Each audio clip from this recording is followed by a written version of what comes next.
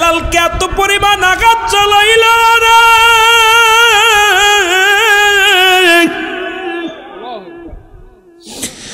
বেলালকে মেরে রক্তাক্ত করে ফেলল। বেলাল জমিনের মধ্যে পড়ে কান্দে, ও আমার আল্লাহ, ও আমার আল্লাহ। বেলালের কান্না দেখে আকাশ জমিন বাড়ি হয়ে গেছে। নিষ্ঠুর উমায়ার বাইরির দিলে কোনো দয়া নাই, মায়া নাই। হায়রে মুসলমান,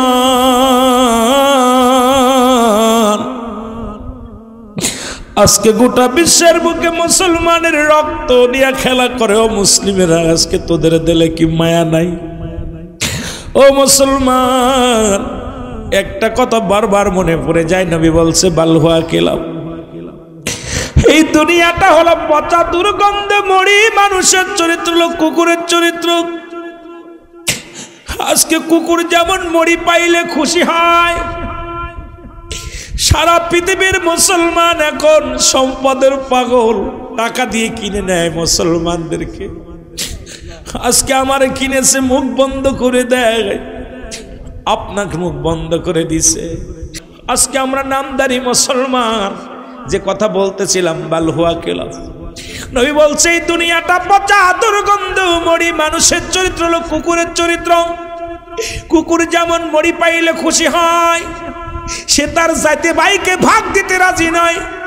যদি আপনাদের এই বাইজিতপুরের জমিনে মুসলমান শুনে নাও, এই নিতার কান্দের জমিনে, দড়িকান্দের জমিনে একটা গরু মরে যায়, এই গরুটা যদি একটা কুকুর টের পায়, ও সামনে নিয়ে বসে থাকবে, কাউকে ভাগ দিবে না, অন্য কুকুরে তাড়ায়া দিবে, ওর যাইতে বাইরে খাইতে দিবে না।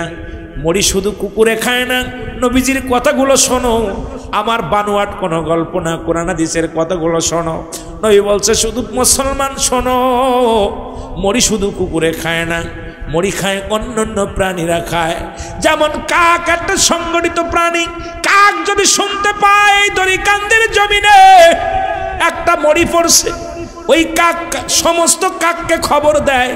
যত বাইজিতপুরের কাকগুলো আছে একত্রিত হইয়া, কেউ লেজ খায়, কেউ পেট খায়, কেউ চোখ খায়, কেউ মাথা খায়। কাকের চক্ষু লজ্জা আছে, কুকুরের চক্ষু লজ্জা নাই। আরে মুসলমান, তোদের পায়ে ধরে বলে যায়, কে কোন দল করিস দেখার সময় নাই, কে সরমনাই, কে আট্টসি, কে সারসিনা, কে জামাত ইসলাম, কে তাবলিগ, আমার দেখার সময় নাই। আরে মুসলমানদের ঐক্যর স্বার্থে, মদিনাওয়ালার জন্য, কোরআনের স্বার্থে তোরা এক হয়ে যা, এক হয়ে যাও। আজকে মুসলমান এক হয়ে যাও। ওই মুসলিম জাতি যদি কাকের মতো সংগঠিত হয়, পৃথিবীর বাতিল শক্তি চিরতরে পালায়া যাবে। জোরে বলেন ঠিক কিনা? হযরত বেলাল রাদিয়াল্লাহু তাআলা আনহু কালেমার জন্য পাগল হয়ে গেলেন। উমাইয়া কয়, ছেড়ে দাও, ছেড়ে দাও, এটা যদি না ছাড়ো আজ থেকে খাবার বন্ধ। বেলালের খাবার বন্ধ হয়ে গেল। বেলাল বলে, কালেমা পড়ার কারণে যদি খাবার বন্ধ হয়ে যায়, এই পৃথিবীর মধ্যে খানার প্রয়োজন নাই। খানা বন্ধ হয়ে গেল, কিন্তু জবান দিয়ে আরো জোরে জোরে কালেমা পড়ে। দেখেছিলাম মিয়ানমারের মধ্যে 500 কোরআনের পাখি। আজকে এখানে আপনাদের এবজোখানার অনেক ছাত্র ভাইয়েরা আছে, ওই 500 কোরআনের পাখিকে বুকের মধ্যে কোরআনটা চেপে ধরেছে, বুকের মধ্যেই ভাবে চেপে ধরেছে। এই বাজান মুসলমান সুসির ওই সেলা সৈন্য বেঈমানের দলেরা ডাকতে বলতেছিল, এ মুসলমান শোনো, তোমরা কোরআন ছেড়ে দাও, যদি জীবন দিবা নাকি কোরআন দিবা।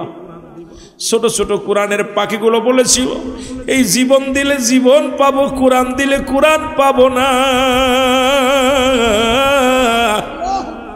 এই কোরআনের ইজ্জত, কোরআনের মান বাঁচাইতে আমরা জীবন দিতে রাজি। ওই মিয়ানমারের 500 কোরআনের পাখিকে গুলি করে মারা হলো, কোরআন বুকের মধ্যে চেপে ধরে আছে। একটা চিৎকার মেরে পাখিগুলো বলেছিল আল্লাহু আকবার। জোরে জোরে চিল্লা বলা যাবে না মারহাবা। আমার মনের জল্পনা কল্পনা, নবী যাব আমি সোনা, এর যাব আমি সোনার মদিনায়, বলো যাব আমি আমার মনের জল্পনা কল্পনা নবী যাব আমি এর নবীর প্রেমে এত মধু জাকিলে মনে হয় মধু নবীর প্রেমে এত জাদু ডাকিলে মনে হয় মধু এই মধু কোথাও মেলে না বলো এই মধু কোথাও মেলে না গো যাব আমি সোনা আরো জোরে বলেন যাব আমি সোনা আমার মনের জল্পনা কল্পনা নবী যাব আমি বাজিতপুর বাঁশির যত গোনা মাফ করে দাও মাবুদ মৌলা বাজিতপুর বাঁশির যত গোনা মাফ করে দাও মাবুদ মৌলা মাফ করে দাও নবীর ওসিলায় বলো মাফ করে দাও নবীর লাই গো যাব মোরা আরো জোরে বলেন যাব আমি সোনা আমার মনের জল্পনা কল্পনা নবী যাব আমি সোনা মারহাবা বলেন না বেলাল কে এত আঘাতের পর আঘাত করে বেলাল কান্দে আর বলে কালে মার মালাটা পড়ছি আমি যত পারো যন্ত্রণা দাও গো তুমি বলো যত পারো আরো জোরে বলেন যত পারো যন্ত্রণা দাও আরো জোরে বলেন কালে মার মালাটা পড়ছি আমি যত পারো আরো জোরে বলেন না যত পারো যন্ত্রণা দাও গো তুমি এই মানি না হার যে মানি না হার যে মানি না হায়াত মৌতের মালিক তুমি কালেমার মালাটা পড়ছি আমি যত পারো আরো জোরে বলেন যত পারো এ রহিম এ রহমান আমার জীবনের মালিক তুমি বলো আমার জীবনের আরো জোরে বলেন আমার জীবনের মালিককে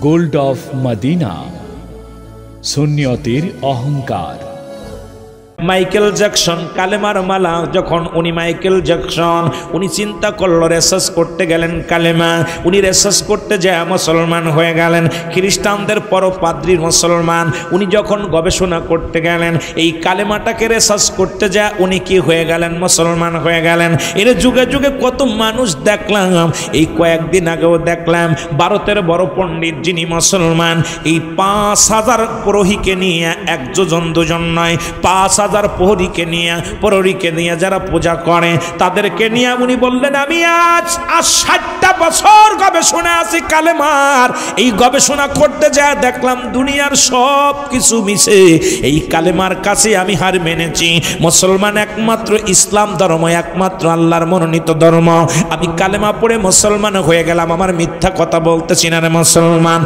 দেখবেন ফেসবুকের মধ্যে ইন্টারনেটের মধ্যে হাজার হাজার প্রমাণ আছে এই দুনিয়ার মধ্যে আজকে মুসলমানদেরকে নিয়ে কোরআনকে রিসার্চ করতে যাইয়া কালেমাকে রিসার্চ করতে যাইয়া অসংখ্য মুসলিমেরা মুসলমান হয়ে গেছে জোরে জোরে বলেন ঠিক কিনা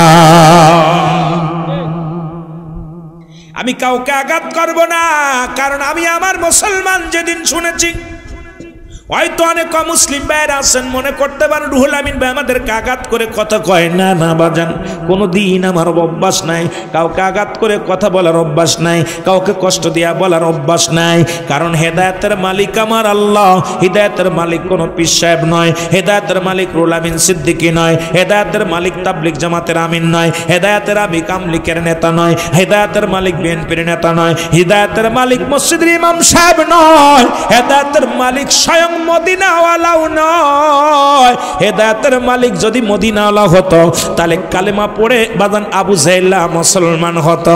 যেহেতু আবু জাহেলের কপালে কালেমা জোটে নাই, হেদায়েতের মালিক স্বয়ং আল্লাহ, বলার দায়িত্ব আপনার আমার। জোরে বলেন ঠিক কিনা?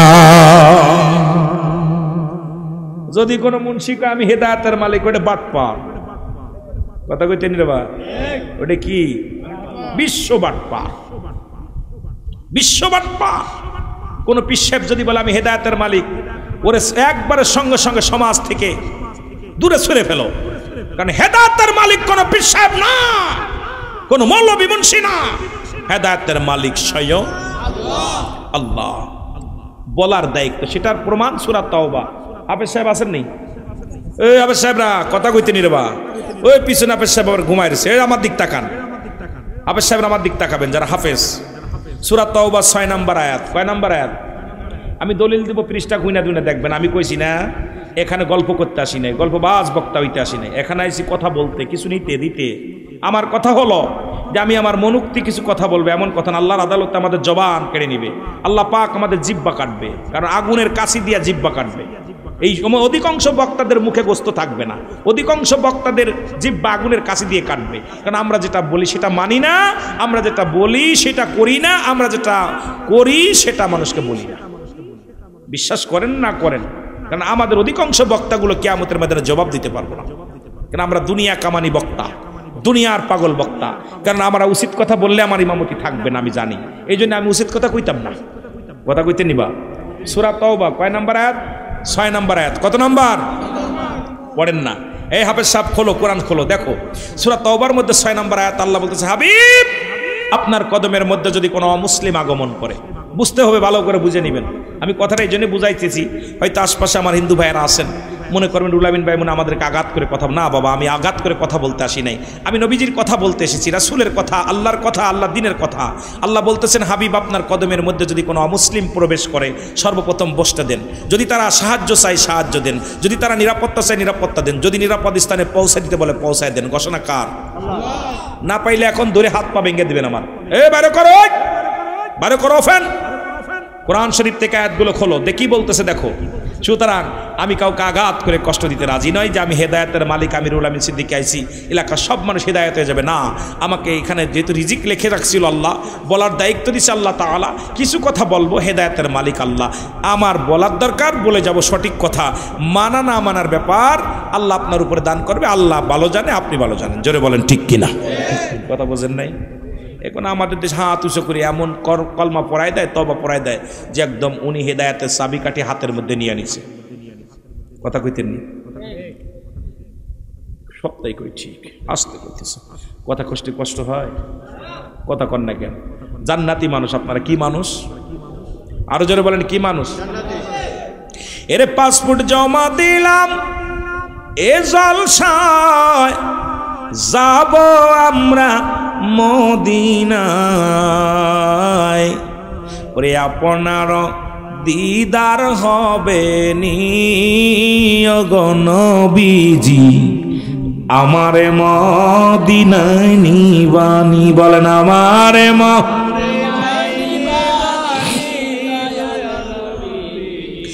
আমারে মদিনায় ও নবী ও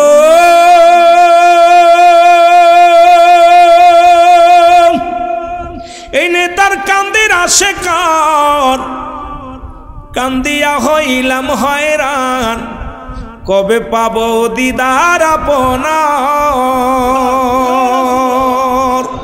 ওগো থাকতে যদি নাহি পায়, মইরা গেলে হবে কি উপায়, দিদার দিবেন স্বপ্নে আমারি ওগো নবীজি, আপনারই দিদার পাবনি। বলেন আপনার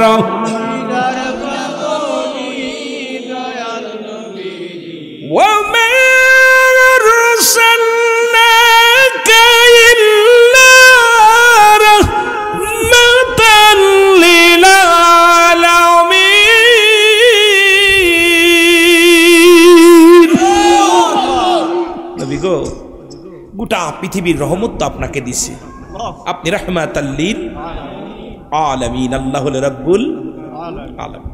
এর পাসপোর্ট জমা দিলাম জলসায়, যাব আমরা মদিনায়, একবার আপনার দিদার পাবনি ও নবীজি, আমারে মদিনায় এ মদিনার পাগলেরা জোরে বলেন, আমারে মদিনায় নিবা নবীজি, আমার এর বনের যত পশুগণ ভক্তি করে নবীর দু চরণ, বনের যত পশুগণ ভক্তি করে নবীর দু চরণ, মেঘমালা মোর ছায়া দিত গায়। কেমন নবী রে, ঠিক কিনা? ঠিক এরে আশিকের বেদনা একবার লইয়া যান গো মদিনা, বলেন আশিকের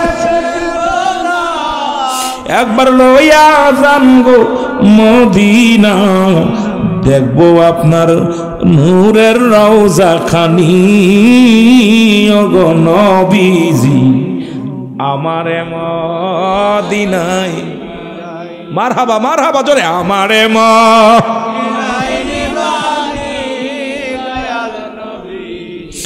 আমারে মদিনায়। এ ভাইরা আমার, বন্ধুরা আমার, যে কথাগুলো বলি একটু তেলের কান্ডা লাগা শোনো।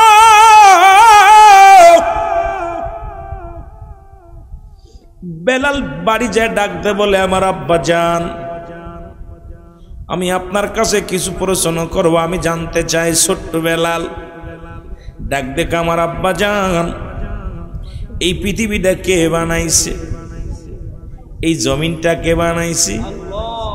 বেলালের বাবা কয়, না রে বাবা না, আমাদের যিনি নেতা উনি বানাইছে। কে বানাইছে রে বাবা? কাবাব তো আব্বা আমারে বানাইছে। কয় আমি।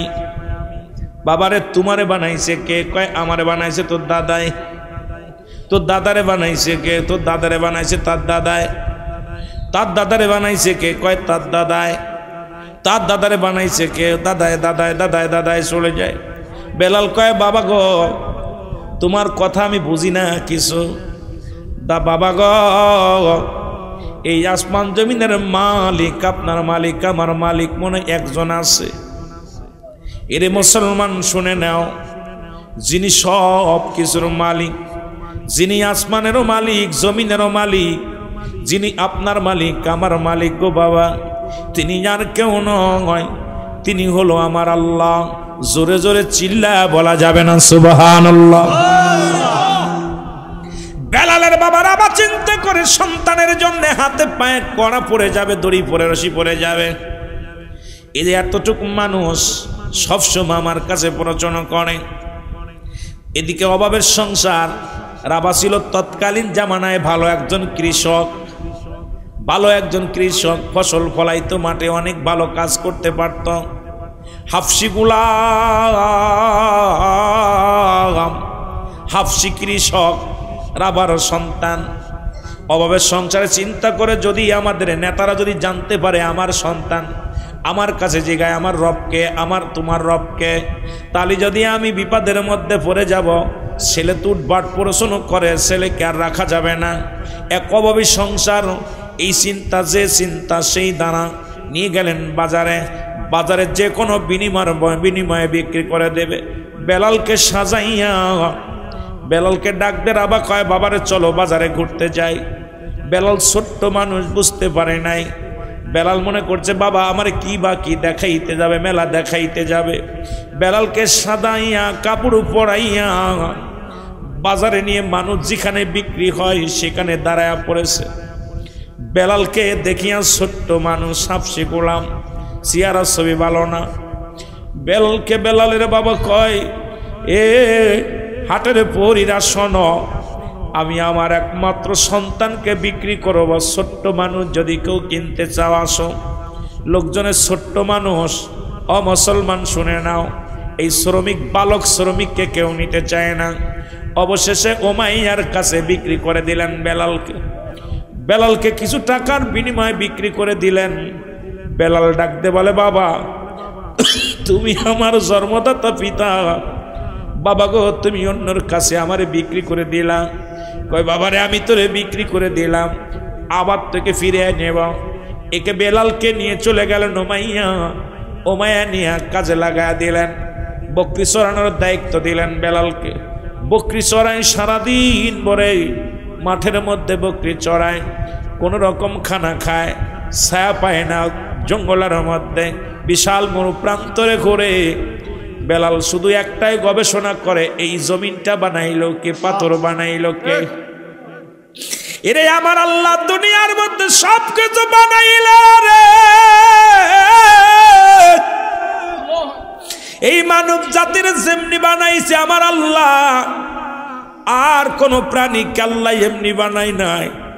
আল্লাহ কয় বান্দারে আমি জমিনটা বানাইলাম কুন আর ফায়াকুন বলিয়া, আসমান বানাইলাম আমি কুন আর ফায়াকুন বলিয়া, এই পৃথিবীর মধ্যে পাহাড় বানাইলাম আমি কুন আর ফায়াকুন বলিয়া, এই পৃথিবীর মধ্যে জিন বানাইলাম আমি যেমনি, মানুষ তোরে আমি এমনি বানাই নাই। আপনারে যেমনি বানাইছে জমিন তেমনি বানাই নাই, আপনারে যেমনি বানাইছে পাহাড় তেমনি বানাই নাই, আপনাকে যেমনি বানাইছে আমার আল্লাহ এমনি জমিনের মধ্যে কিছু বানাই নাই। আল্লাহকে আমার নিকটবর্তী ফেরেশতাদেরও আমি এমনি বানাই নাই রে। মানব জাতি শোনো, সব কিছু আসমান জমিনের ভিতরে যা কিছু আছে সব কিছু আমি আল্লাহ হুকুম দিয়ে বানাইলাম। একমাত্র মানুষকে আমি আমার কুদরতি হাত দিয়ে বানাইলাম। জোরে জোরে চিল্লায় বলা যাবে না আমার হাওয়া, আর একটু জোরে জোরে চিল্লায় বলেন আল্লাহু আকবার। এর চার রঙের মশলা দিয়া কে কইরাছে তোর গঠন, চার রঙের মশলা দিয়া, বলেন চার রঙের মশলা দিয়া কে কইরাছে তোর গঠন, চার রঙের রে আগুন পানি মাটি বাতাস এক যুগেতে করলো প্রকাশ। সুবহানাল্লাহ বলেন না? শরিয়াত তরিকত হাকিকত মারিফাত, আগুন পানি মাটি, ইসলাম ইমান ইহসান কালেমা নামাজ রোজা হজ যাকাত, এরে আগুন পানি মাটি বাতাস এক যুগেতে কইরা প্রকাশ। ওরে দেখলি না তুই নয়ন মেলে, দেখলি না তুই নয়ন মেলে, কোন জায়গা তোর মহাজন, চার রঙের মশলা দিয়াও বলো চার রঙের, এ জোরে চার রঙের মশলা দিয়া কে কইরাস। আরে মানুষ, তোমার ভিতরে আগুন আছে কোথায় খুঁজে দাও, তোমার ভিতরে পানি আছে খোঁজো, তোমার ভিতরে বাতাস আছে খোঁজো, তোমার ভিতরে মাটি আছে খোঁজো। এখন যদি খুঁজতে যায় বলবো নো দাই সেল, নিজেকে নিজে চিনতে হবে। অ্যারিস্টটল সক্রেটিস বই লেখা পর বাবা যারা শিক্ষিত সমাজ আছেন, অ্যারিস্টটল সক্রেটিসে যার কিতাব বই না পড়িয়া কেউ দার্শনিক হওয়া সম্ভব নয়, জ্ঞানী হওয়া সম্ভব নয়। উনি বইয়ের মধ্যে লেখলেন নো দাই সেল, নিজেকে নিজে চিনতে হবে। মানারা ফান্নফস, নিজের নফসকে চিনতে হবে, কলবুস সালিম, আত্মাকে প্রসিদ্ধ করতে হবে। আর আমার বাড়ির পাশে কুষ্টিয়ায় এক লালন বাস করে, আপনাকে চিনতে পারলে যাবে অচিনারে চিনা, নিজকে যদি নিজে চিনতে পারো অচিনারে চিনা যাবে। এখন আমরা নিজেরে চিনি না, অন্যরে চিনা নিয়ে ব্যস্ত আছি। চার রঙের মশলা দিয়াও বলো চার রঙের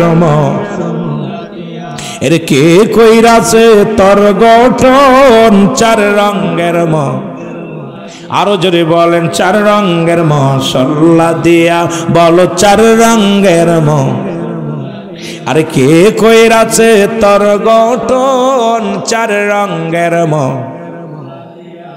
এরে আগুন পানি মাটি বাতাস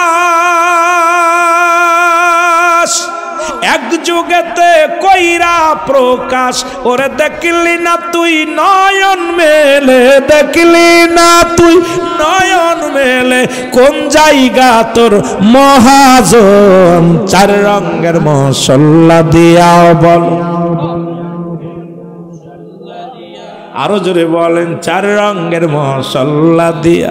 ওরে কে কইরাছে তোর গঠন, চার রঙের মারহাবা বলা যাবে না, আর একটু জোরে। এটার পরে রিসার্চ করো মানুষ, দুনিয়ার লোভ লালসা দূর হয়ে যাবে। এটার পরে গবেষণা করো মানুষ, তোমার জীবনের আমিত্ব দূর হয়ে যাবে। এটার পরে গবেষণা করো মানুষ, তোমার ভিতর থেকে অহংকার দূর হয়ে যাবে। এটা নিয়ে রিসার্চ করো মানুষ, তোমার ভিতরে মানবতা চলে আসবে। এটা নিয়ে রিসার্চ করো মানুষ, তুমি জাহান্নাম থেকে বাঁচতে পারবে। এটা নিয়ে রিসার্চ করো মানুষ, এই দুনিয়ার শ্রেষ্ঠ মানুষ হইতে পারবে। জোরে বলেন ঠিক, আর একটু জোরে বলেন, আর একটু জোরে।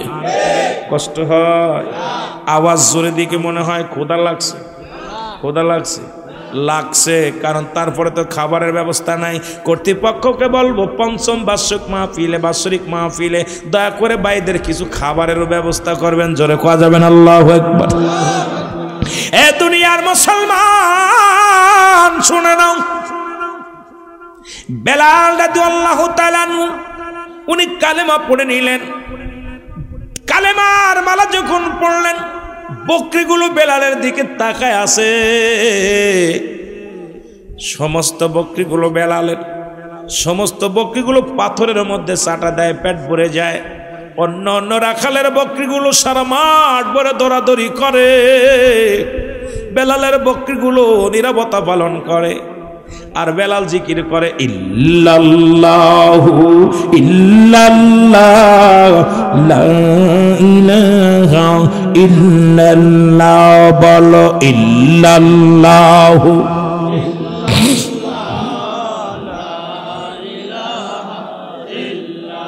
রাখালে রাজা বলে, উমাইয়া কই থেকে এই বালককে ধরে আনছো? বালক যেন কি দিয়ে জবান দিয়ে কি যেন পড়ে, ওর বকরিগুলো নড়াচড়া করে না, এক জায়গা বয়া খায়, ঘাসও পায় না, দেখি পাথরের মধ্যে চাটা মারে, আর পেটটি ভরে যায় না, দুষ্ণুদুস হয়ে গেছে বকরিগুলো। কিন্তু বেলাল যেন কি জবান দিয়া পড়ে। বেলালের কাছে আমরা গেলাম, বেলাল প্রশ্ন করে, ও রাখালেরা তোমার রবকে? সবাই আমরা বলেছিলাম আমার মালিক, আমাদের মালিক উমাইয়া। বেলাল কয় না না, ও বেলালের মালিক নাকি কোথাকার এক আল্লাহ। জোরে জোরে চিল্লা বলা যাবে না মারহাবা। বেলালকে ডেকে আনা হলো, বেলাল, বেলালকে ডেকে আনা হলো, উমাইয়ার দরবারে ডেকে আনা হলো। উমাইয়া জিগায়, বেলাল তুমি নাকি নতুন কোন কবিতা পড়েছ, কোন নতুন কোন কবিতা আবৃত্তি করেছ? বলে হুজুর না, আমি যে কবিতা পড়েছি এই কবিতা ছাড়া কোনো পথ নাই। কি কবিতা? হুজুর বেলাল রে জিগায় তোরে খাওয়াই কে? আমার খাওয়াই আল্লাহ। সুবহানাল্লাহ বলেন। উমাইয়া জিগায়, বেলাল তোরে খাওয়াই কে? খাওয়াই কে? পড়াই কে? বেলাল তোরে করাই করছে কে? কয় তুমি। বেলাল ডাক দে কয়, উমাইয়া কয় না বেলাল না, আমি তোর মালিক, আমি তোর সব, তোর খোদা তোর কিচ্ছু নয়, সব কিছুর মালিক হলাম আমি। বেলাল কয়, উমাইয়া রে আপনার মালিক কে? কয় আমার মালিক আমি নিজে। উমাইয়া কয়, বলে উমাইয়া কয়, বেলাল আমি হলাম, আমার মালিক আমি নিজে। বেলাল বলে, না না, লা ইলাহা ইল্লাল্লাহু মুহাম্মাদুর রাসূলুল্লাহ। জোরে জোরে চিল্লায় বলা যাবে না সাল্লাল্লাহু আলাইহি ওয়াসাল্লাম। জোরে জোরে চিল্লায় একবার বলেন আল্লাহু আকবার। হযরত বেলাল রাদিয়াল্লাহু তাআলা আনহু কালেমার জন্য পাগল হয়ে গেলেন। উমাইয়া কয়, ছেড়ে দাও ছেড়ে দাও, এটা যদি না ছাড়ো আজ থেকে খাবার বন্ধ। বেলালের খাবার বন্ধ হয়ে গেল। বেলাল বলে কালেমা পড়ার কারণে যদি খাবার বন্ধ হয়ে যায় এই পৃথিবীর মধ্যে খানার প্রয়োজন নাই, খানা বন্ধ হয়ে গেল, কিন্তু জবান দিয়ে আরো জোরে জোরে কালেমা পড়ে। দেখেছিলাম মিয়ানমারের মধ্যে 500 কোরআনের পাখি। আজকে এখানে আপনাদের এফজোখানার অনেক ছাত্র ভাইয়েরা আছে, ওই 500 কোরআনের পাখিকে বুকের মধ্যে কোরআনটা চেপে ধরেছে, বুকের মধ্যেই ভাবে চেপে ধরেছে। এই বাজান মুসলমান সুসির ওই সেলা সৈন্য বেঈমানের দলেরা ডাকতে বলতেছিল, এ মুসলমান শোনো, তোমরা কোরআন ছেড়ে দাও, যদি জীবন দিবা নাকি কোরআন দিবা। ছোট ছোট কোরআনের পাখিগুলো বলেছিল, এই জীবন দিলে জীবন পাবো, কোরআন দিলে কোরআন পাবো না। এই কোরআনের ইজ্জত, কোরআনের মান বাঁচাইতে আমরা জীবন দিতে রাজি। ওই মিয়ানমারের 500 কোরআনের পাখিকে গুলি করে মারা হলো, কোরআন বুকের মধ্যে চেপে ধরে আছে। একটা চিৎকার মেরে পাখিগুলো বলেছিল আল্লাহু আকবার। জোরে জোরে চিল্লায় বলা যাবে না মারহাবা। ও মুসলমান দাঁড়াও দেখি, সাথে নিয়ে যাও কোরআন খানি, বলো ও মুসলমান সাথে নিয়ে যাও কোরআন খানি, বলো সাথে নিয়ে যাও। ঘোর বিপাতে অন্ধকারে, ঘোর বিপাতে অন্ধকারে, কুরআনি হবে তোমার আলোর বাতি।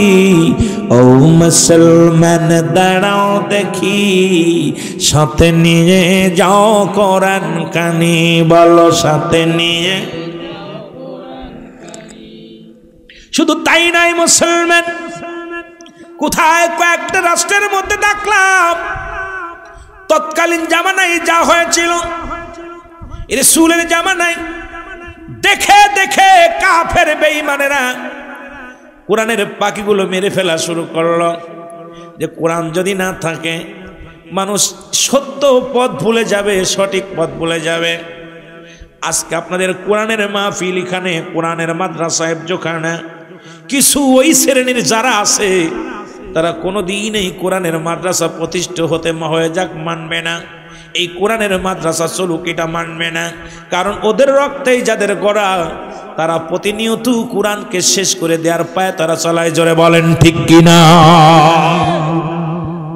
এ ভাইরা আমার, বন্ধুরা আমার, শুধু তাই নয়, অন্যান্য রাষ্ট্রের মধ্যে দেখেছি অসংখ্য কোরআনের পাখিগুলো তাদেরকে বন্দুকের নালের সামনে ধরে বলেছে ছেড়ে দাও, কোরআন ছেড়ে দাও, নাই জীবন দিয়ে দাও।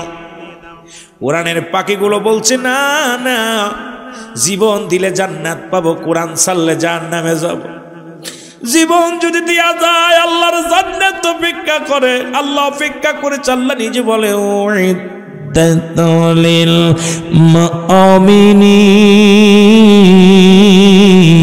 মুমিনিন, আল্লাহ কয় মুমিনদের জন্য, মুত্তাকিনদের জন্য প্রস্তুতি করে রাখছি আমি আটটা জান্নাত। ওই জান্নাতি পাখিগুলো বলতেছিল আমরা জীবন দিয়া দেব, জীবন দিলে জান্নাত পাবো, কোরআন ছেড়ে দিলে জাহান্নামে যাব।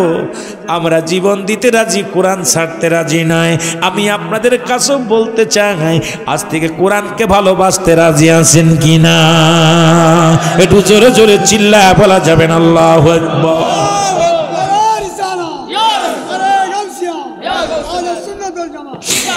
আমার মনের জল্পনা কল্পনা, নবে যাব আমি সোনার, বলো যাব আমি সোনার মদিনায়, বলো যাব আমি আমার মনের জল্পনা কল্পনা, নবে যাব আমি সোনার। আরো জোরে বলেন যাব আমি সোনার। এর নবীজি কেউ ভালোবাসি, মনটাই আমার অনেক খুশি। নবীজি কেউ ভালোবাসি, মনটাই আমার। ওর নবীজি কেউ ভালোবেসে তৃপ্তি মেটে না, বলো নবীজি কেউ ভালোবেসে না গো যাব আমি সোনার, সবাই বলেন না, যাব আমি সোনার রে আমার মনের জল্পনা কল্পনা নবী, যাব আমি সোনার এর, যাব আমি সোনার মদিনায়, বলো যাব আমি রে আমার মনের জল্পনা কল্পনা নবী, যাব আমি সোনার এর, নবীর প্রেমে এত মধু জাগিলে মনে হয় মধু, নবীর প্রেমে এত জাদু ডাকিলে মনে হয় মধু, এই মধু কোথাও মেলে না, বলো এই মধু কোথাও মেলে না গো, যাব আমি সোনার, আরো জোরে বলেন যাব আমি সোনার রে আমার মনের জল্পনা কল্পনা নবী, যাব আমি এর, বাজিতপুর বাঁশির যত গোনা মাফ করে দাও মাবুদ মৌলা, বাজিতপুর বাঁশির যত গোনা মাফ করে দাও মাবুদ মৌলা, মাফ করে দাও নবীর ওসিলায়, বলো মাফ করে দাও নবীর লাই গো, যাব মোরা সোনার মদিনা, আরো জোরে বলেন যাব আমি সোনার রে আমার মনের জল্পনা কল্পনা নবী, যাব আমি সোনার মদিনা। মারহাবা বলেন না, ভালো লাগে না? ভালো লাগে, একটু মহব্বতের সঙ্গে দুরূদ শরীফ পড়েন, আল্লাহুম্মা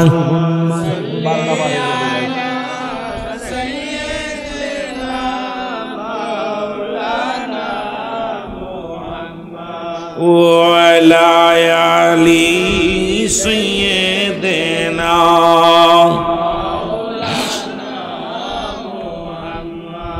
এ দুনিয়ার মুসলমান গভীর মনোযোগ,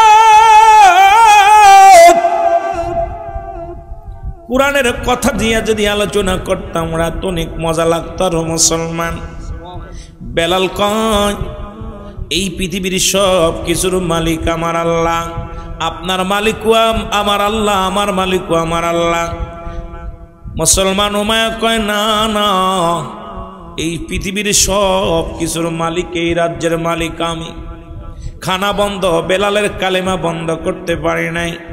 লোকজন কয় উমায়া রে, বেলালের খানা বন্ধ করে দিছ কিন্তু কালেমা পড়া বন্ধ করতে পারো নাই। আরো স্পিরিট বাড়ছে, কয় বেলালকে ডাকো, বেলালকে ডাকা হলো। বেলালকে আঘাত শুরু হয়ে গেল, বেলালের হাতে পায়ে রশি দিয়ে বাঁধা হলো। বেলালকে আক্রমণ শুরু করে দিল। বেলাল কান্দে রে, চোখের পানিগুলো ফেলায় ফেলায় কান্দে। বেলালের চোখের পানি পড়ে রে,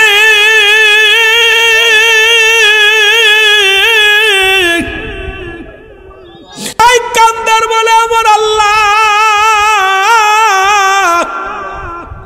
এই জীবনের মালিক আপনি, এই জীবনের সব কিছুর মালিক গো আপনি গো আমার আল্লাহ। আল্লাহ জীবন দিয়া দিব তবু কালেমা ছাড়ব না। বেলালকে এত আঘাতের পর আঘাত করে বেলাল কান্দে আর বলে কালেমার মালাটা পড়ছি আমি, যত পারো যন্ত্রণা দাও গো তুমি, বলো যত পারো আরো জোরে বলেন যত পারো যন্ত্রণা দাও, আরো জোরে বলেন কালেমার মালাটা পড়ছি আমি, যত পারো আরো জোরে বলেন না, যত পারো যন্ত্রণা দাও গো তুমি, এই মানি না হার যে মানি না, মানি না হার যে মানি না, হায়াত মৌতের মালিক তুমি, কালেমার মালাটা পড়ছি আমি, যত পারো আরো জোরে বলেন যত পারো এ রহিম,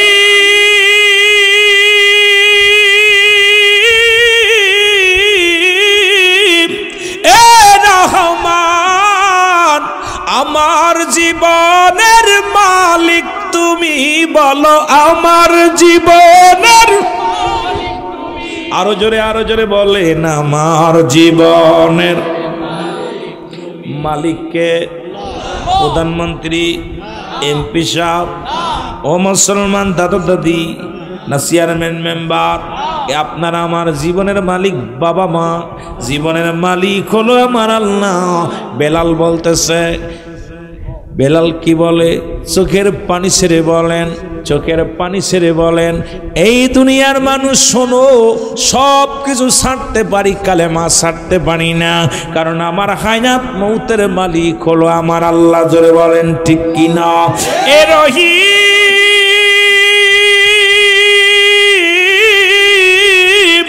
এ রহমান, আমার জীবনের মালিক তুমি, বলো আমার জীবনের মালিক। এই কালেমার মালাটা পড়ছি আমি, যত পারো যন্ত্রণা দাও। আরো জোরে বলেন, যত পারো। এই মানি না হর জমানি না, মানি না হায়াত মৌতের মালিক তুমি, কালেমার মালাটা জবান দিয়া জোরে, এই কালেমার মালাটা পড়ছি আমি, যত পারো যন্ত্রণা দাও গো তুমি, বলো যত পারো।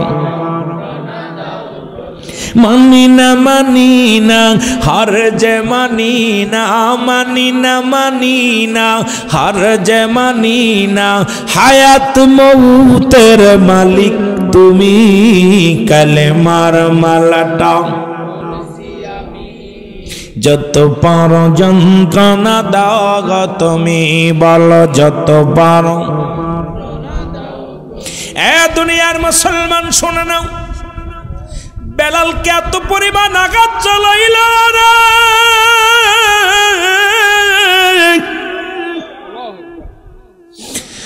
বেলালকে মেরে রক্তাক্ত করে ফেলল। বেলাল জমিনের মধ্যে পড়ে কান্দে, ও আমার আল্লাহ, ও আমার আল্লাহ। বেলালের কান্না দেখে আকাশ জমিন বাড়ি হয়ে গেছে। নিষ্ঠুর উমায়ার বাইরির দিলে কোনো দয়া নাই, মায়া নাই। হায়রে মুসলমান,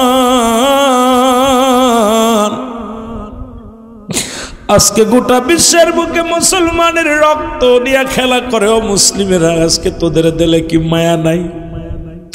ও মুসলমান, একটা কথা বারবার মনে পড়ে যায়, নবী বলছে বালহুয়া কিলাব, এই দুনিয়াটা হলো পচা দুর্গন্ধে মরি মানুষের চরিত্র হলো কুকুরের চরিত্র। আজকে কুকুর যেমন মরি পাইলে খুশি হয়, সারা পৃথিবীর মুসলমান এখন সম্পদের পাগল, টাকা দিয়ে কিনে নেয় মুসলমানদেরকে। আজকে আমার কিনেছে, মুখ বন্ধ করে দেয়, আপনাকে মুখ বন্ধ করে দিছে।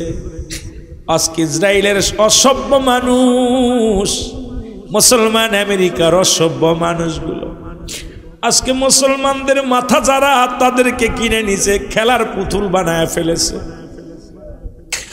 আজকে বড় বড় মন্ত্রণালয়ের মধ্যে তাদের রাজত্বই চলে, সব জায়গা তাদের রাজত্বই চলে। আরে মুসলমান একদিন মাথা উঁচু করে দাঁড়াইবে, ভয়ের কোনো কারণ নাই। আমরা হার মানতে রাজি নাই, জীবন দিতে রাজি, ইমান দিতে রাজি নয়। মুসলমান রক্ত দিতে রাজি, মুসলমান জীবনের পরোয়া করে না, মুসলমান ইমানের পরোয়া করে। ওরে খাঁটি ইমানদার যিনি, তারে কিনা যায় না। খাঁটি ইমানদার যিনি, তারে সমাজে চিনা যায় না। এই পাগলগুলো আমার মাওলার পাগল, আমার আল্লাহর পাগল, দিনের পাগল, মদিনা আলার পাগল। আজকে আমরা নামদারি মুসলমান, যে কথা বলতেছিলাম বালহুয়া কিলাব, নবী বলছে এই দুনিয়াটা পচা দুর্গন্ধ মরি মানুষের চরিত্র হলো কুকুরের চরিত্র। কুকুর যেমন মরি পাইলে খুশি হয়, সে তার জাতে ভাইকে ভাগ দিতে রাজি নয়। যদি আপনাদের এই বাইজিতপুরের জমিনে মুসলমান শুনে নাও, এই নিতার কান্দের জমিনে, দড়িকান্দের জমিনে একটা গরু মরে যায়, এই গরুটা যদি একটা কুকুর টের পায়, ও সামনে নিয়ে বসে থাকবে, কাউকে ভাগ দিবে না, অন্য কুকুরে তাড়ায়া দিবে, ওর যাইতে বাইরে খাইতে দিবে না। মরি শুধু কুকুরে খায় না, নবীজির কথাগুলো শোনো, আমার বানোয়াট কোনো গল্প না, কোরআন হাদিসের কথাগুলো শোনো। নবী বলছে শুধু মুসলমান শোনো, মরি শুধু কুকুরে খায় না, মরি খায় অন্যান্য প্রাণীরা খায়। যেমন কাক একটা সংগঠিত প্রাণী, কাক যদি শুনতে পায় এই দড়িকান্দের জমিনে একটা মরি পড়ছে, ওই কাক সমস্ত কাককে খবর দেয়। যত বাইজিতপুরের কাকগুলো আছে একত্রিত হইয়া, কেউ লেজ খায়, কেউ পেট খায়, কেউ চোখ খায়, কেউ মাথা খায়। কাকের চক্ষু লজ্জা আছে, কুকুরের চক্ষু লজ্জা নাই। আরে মুসলমান তোদের পায়ে ধরে বলে যায়, কে কোন দল করিস দেখার সময় নাই, কে চরমনাই, কে আট্টসি, কে সারসিনা, কে জামাত ইসলাম, কে তাবলিগ, আমার দেখার সময় নাই। আরে মুসলমানদের ঐক্যর স্বার্থে, মদিনা আলার জন্য, কোরআনের স্বার্থে তোরা এক হয়ে যা, এক হয়ে যাও। আজকে মুসলমান এক হয়ে যাও। ওই মুসলিম জাতি যদি কাকের মতো সংগঠিত হয়, পৃথিবীর বাতিল শক্তি চিরতরে পালায়া যাবে। জোরে বলেন ঠিক কিনা? নবী এমনি বলে যান নাই, মুসলিম জাতি যদি কাকের মতো সংগঠিত হতো, কে কোন দলের লোক, আমরা মুসলমান। আপনি করেন চরমনায় দুঃখ নাই, করেন তাবলিগ দুঃখ নাই, করেন আমলিগ দুঃখ নাই, করেন বিএনপি দুঃখ নাই, করেন আট্টসি দুঃখ নাই, সাজা করেন করেন, কিন্তু বৃহত্তম স্বার্থে কোরআনের পক্ষে, হাদিসের পক্ষে যখন ঐক্যবদ্ধ হয়ে এক ময়দানে নামবো, চিরতরে বাতিলেরা থরথর করে কেঁপে ময়দান থেকে পালাবে। জোরে বলেন ঠিক কিনা? কিন্তু আমাদের অবস্থা চিন্তা করি, ওর জামাত ইসলাম করে বসাইছে বসাক, ও আমলিগ করে বসাক, ও বিএনপি করে বসাক, ও চরমনায় বসাক, ও আট্টসি বসাক, কিন্তু একজন আর একজনের এই কুকুরের স্বভাব। নবীজি বলছে কুকুরের স্বভাব পরিত্যাগ করতে হবে। মুসলিম সমাজ তোমাদের ঐক্যবদ্ধ হতে হবে, কাকের মতো সংগঠিত হতে হবে। কষ্ট পাচ্ছেন আপনারা? কষ্ট পাচ্ছেন? আজকে দাড়ি নিয়ে, মারামারি নিয়ে, ইহুদি খ্রিস্টানরা দেখে, কেউ বলছে ফাড়া পাঞ্জাবি, কেউ কয় গোল পাঞ্জাবি, কেউ বলতেছে আপনার ওই লম্বা টুপি, কেউ বলতে সোহ টুপি, কেউ কয় 7.5 হাত পাগড়ি, কেউ কয় 14 হাত পাগড়ি, কেউ কয় মিসাক কর, কেউ কয় বিরাস কর, কেউ কয় লম্বা দাড়ি বানা, কেউ কয় খাটো দাড়ি বানা। আমরা এদিক দাড়ি টুপি নিয়ে মারামারি শুরু করছি, এদিকে ইহুদি খ্রিস্টান নেসারারা মুসলমানদের রক্ত নিয়ে খেলা করে। জোরে বলেন ঠিক কিনা? আরো জোরে বলেন ঠিক কিনা? হয়তো আমার কথায় অনেকে কষ্ট পাইতে পারেন। আমি কারোর বিপক্ষে কথা বলি না, কারোর পক্ষে কথা বলি না। যদি তাতে কেউ বেঁধে যায়, কষ্ট পায়, কিচ্ছু যায় আসে না। কে কষ্ট পেল আর কে পেল না, আমার কিচ্ছু আসে যায় না। আমাদের বৃহত্তম স্বার্থে, মুসলমানদের ঐক্যবদ্ধতে, কোরআন হাদিসের সম্মান ইজ্জত বাঁচানোর জন্য আমাদের ঐক্যবদ্ধর বিকল্প নাই। জোরে বলেন ঠিক কিনা? আরো জোরে বলেন ঠিক কিনা? ঐক্যবদ্ধ হইতে রাজি আছেন? আরো জোরে বলেন রাজি আছেন? বাবা, মুসলমান বেশি হওয়া লাগবে না, ওই 313 জন বদর প্রান্তের ওই সাহাবীদের দরকার। এই আপনাদের বাইজিতপুরে 1 লক্ষ মুসলমানের দরকার নাই, এর ভিতর থেকে ওই 313 জনের দরকার। এ মুসলমান বদর প্রান্তরে 313 জন সৈন্য ছিল, ওদিকে 1000 সৈন্য ছিল। ওই 313 জনের তাকবীর, 313 জনের ঈমানি শক্তি দেখে 1000 বেঈমান পালিয়ে গিয়েছিল। বাইজিতপুরের জমিনে ওই 313 জনকে পাইলে ইনশাআল্লাহ চিরতরে বাতিলেরা পালিয়ে যাবে। জোরে বলেন ঠিক কিনা? সেই 313 জনকে খোঁজার দরকার। 313 জনকে ঈমান চোর যারা, তাদের অন্তরে ভালো লাগবে না। এই সমস্ত আলোচনা শুনলে ঈমান চোরদের কলিজার মধ্যে লাগে। আমি কারোর বিপক্ষে কথা বলতে আসি না, এই পক্ষেও। আমি আট্টসির বক্তা, একমাত্র বাংলাদেশের রুহুল আমিন সিদ্দিকী আট্টসির বক্তা, হক কথা বলে আলোচনা করে। আমি গুনাহগার, কখনো কাউকে ছাড় দিয়ে কথা বলি না। তাতে আমার যে হয় হোক, কিচ্ছু যায় আসে না, কারণ আমার পীর আমাকে হক কথা বলার শিক্ষা দিছে। আমি আসবো খালি আট্টসি কয়ে যাবো, এই স্বভাব আমার ভিতর নাই। আমি আইবো, আমাদের দেশে এখন চরমুনা তাইলে চরমুনার ওয়াজ, জামাত আসলি জামাতের ওয়াজ, তাবলিগ আলী তাবলিগের ওয়াজ, বিএনপি আলী বিএনপির জামাত। হলো কি, যখন মাঠে ময়দানে আসবেন, আল্লাহ রাস্তায় সমস্ত বক্তাদেরকে আমি বলবো যে আপনি সমাজ জাতিকে বাঁচানোর জন্য আলোচনা করবেন, নিজের পক্ষের জন্য না। কারণ আপনি আপনার দল ভারী করার জন্যে আপনি ওয়াজ করতে আসেন না, আপনি আসেন ইসলামের বৃহত্তম স্বার্থে, ইসলাম মুসলিম মিল্লাতকে ঐক্য করার জন্যে, ঐক্যবদ্ধ হওয়ার জন্য কথা বলতে হবে। আপনি আপনার বাবার প্রশংসা করবেন, এটা স্বাভাবিক, কিন্তু তাই বলে এই নয় যে আপনি বাবার প্রশংসা করতে করতে দাদারে ভুলে যাবেন। কথা কর না কেন? আমাদের অবস্থা খুব খারাপ। কোরআনকে 3টা ভাগ করছে, আমি প্রায় মাহফিলে বলি। কয়টা ভাগ করছে? 3টা ভাগ। শুনবেন কয়টা ভাগ? জোরে বলেন। এক ভাগ নেছে তাবলিগ জামাত, যারা তাবলিগ করে, দেখবেন খালি আমলের ওয়াজ করে। উনি ময়দানে আসে এত নেকি, এত সব, এত খালি নেকির ওয়াজ। আর এক ভাগ নিচে জামাত ইসলাম, দেখবেন রক্ত গরমালা ওয়াজ, যত রক্ত গরমালা ওয়াজ আছে এই ওয়াজগুলো উন্ডা নেছে। খালি ময়দানে এসে এমন ওয়াজ করবে যারা শ্রোতা থাকে সব স্পিরিট বেড়ে যায়। আর একটা ভাগ নিচে পীর মুরিদি যারা করে, পীর সাহেবরা, কত হাজার মুরিদ, ও কয় আমার মুরিদ হলো 15,000, ও কয় 20,000, ও কয় 40,000। ওরা ওই খালি পীর মুরিদি যাতে কত হাজার মুরিদ বাড়ছে এই ওয়াজ নিয়ে ব্যস্ত আছে। যদি ওরা কড়া ওয়াজ করে, হকের ওয়াজ করে, মুরিদ কমে যাবে। যদি মুরিদের কয় বিড়ি খাস নে, তাহলে আর মুরিদ আসবে না। যদি কয় মুরিদরে তুই দাড়ি ছাসবি না, তাহলে আর মুরিদ হবে না। যদি কয় মুরিদরে নারী পুরুষ এক জায়গায় যাওয়া যাবে না, ও কয় যে পীর সাহেবের বাড়ি আর যাওয়া যাবে না। কথা কয় না কেন? কথা কয় না কেন? কথা কয় না কেন? কারণ এই 3টা ভাগ 3 জন নেছে। এই 3টাকে পরিপূর্ণ একত্রিত করে যদি কোনো ব্যক্তি পরিপূর্ণভাবে মানতে পারে, বুঝতে পারে, এটাই হলো ঈমানদার। জোরে বলেন ঠিক কিনা? আপনি কিছু মানবেন, কিছু মানবেন না, কোরআনের কিছু আয়াত মানবেন, কিছু মানবেন না। আমি 3টা ভাগ করে দিই, দেখেন এই 3টা ভাগের উপরে দেখবেন রিসার্চ করে যারা পীর সাহেব, কোনটা ওই যেটা মুরিদ বাড়ে, যেটা সেই কথা করলে সেই ওয়াজ খালি করে। মুরিদ কোন কাজ করলে বাড়বে? কিন্তু মুরিদকে কি আপনি পীরের খাসলাত ধরতে হবে। এখন আপনার মুরিদ যখন যিনি মুরিদ হবে তাকে আগে পীরের খাসলাত ধরতে হবে। পীর যদি তাহাজ্জুদের নামাজ পড়ে আপনাকে পড়তে হবে। পীরের দাড়ি আছে, টুপি আছে, আপনার থাকা লাগবে। পীরে এখন অধিকাংশ জায়গা দেয় পীরও বিড়ি খায়, মুরিদও বিড়ি খায়, আছে না? কথা কন না?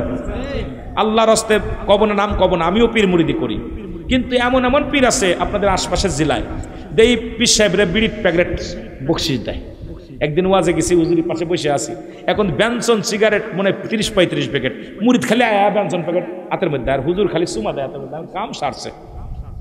তখন আমি বইয়ে একটা গজল গাইছিলাম, আপনারা সবাই মনে শুনছেন, যে কবরেতে আগুন পাবি বিড়ি পাবি না, খারে জম্মের খাওয়া যত খাবি খা, কবরেতে আগুন পাবি বিড়ি পাবি না, ফেরেশতারা খায় না ঘুষ, থাকিবে না তোর যে হুশ, আগুন দিবে কবরে, তোর জান মারিবে ধরে, সারা পাবি না, কবরেতে আগুন পাবি বিড়ি পাবি না। পিসাবদি মনটা বেজার। কথা বুঝেননি? রাগ করেন আপনারা? রাগ করেন? আমি কি হাসা কথা কইছি না খারাপ কথা কইছি? কবরে আগুন পাওয়া যাবে, বিড়ি পাওয়া যাবে না। এরা কামেল নয়। কামেল পীর চিনার জন্য একজন পীর সাহেবের ভিতরে 9টা গুণাগুণ থাকবে। এই 9টা গুণের একটা গুণ যদি তার ভিতরে না থাকে, সে নাকেস, ওর দ্বারা দুনিয়াতেও কামিয়াব হবেন না, আখিরাতেও কামিয়াব হবেন না।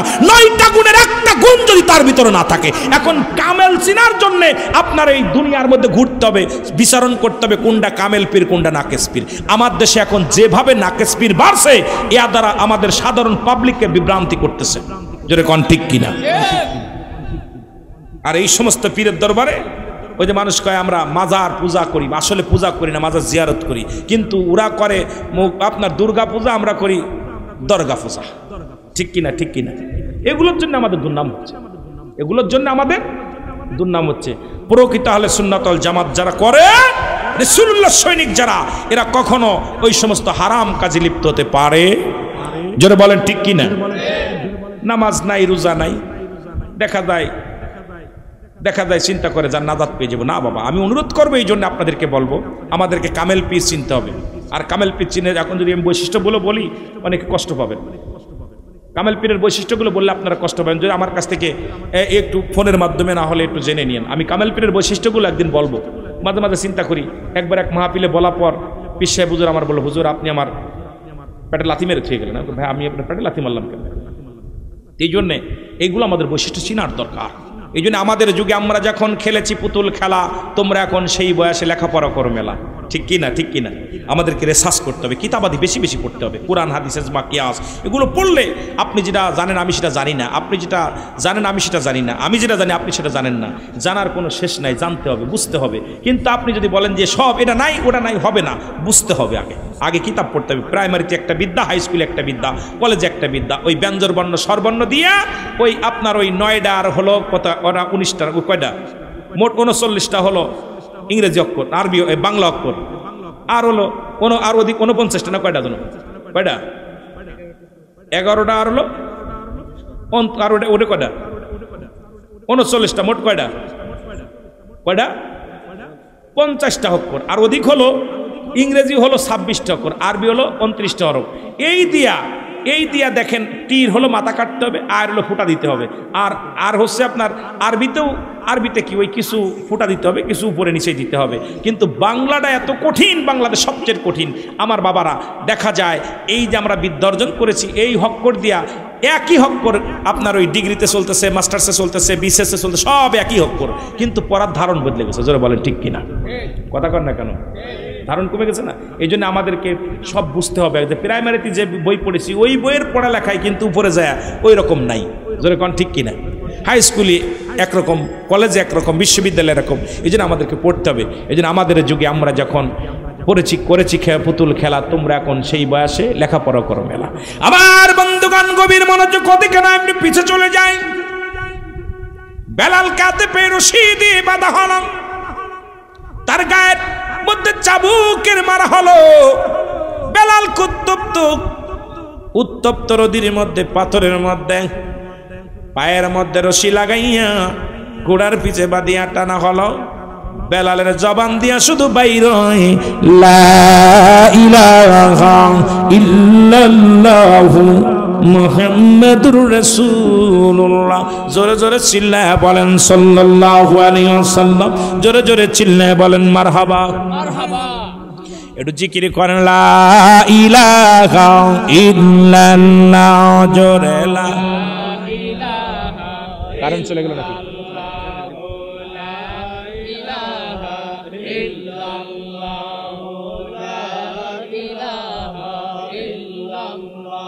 আরো জোরে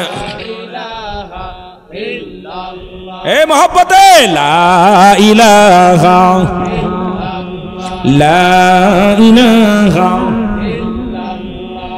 ইল্লাল্লাহু মুহাম্মাদুর রাসূলুল্লাহ সাল্লাল্লাহু আলাইহি ওয়াসাল্লাম। তার হাতে পায়ে বেঁধে উত্তপ্ত গরম বালুর উপরে রেখে দেয়া হলো, বুকের উপরে পাথর চাপা দেয়া হলো।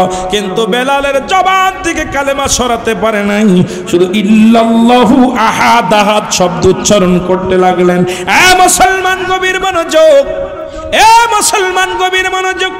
এত যন্ত্রণা, এত লাঞ্ছনা, এত কষ্ট দিয়া পরও কালেমা বলে নাই।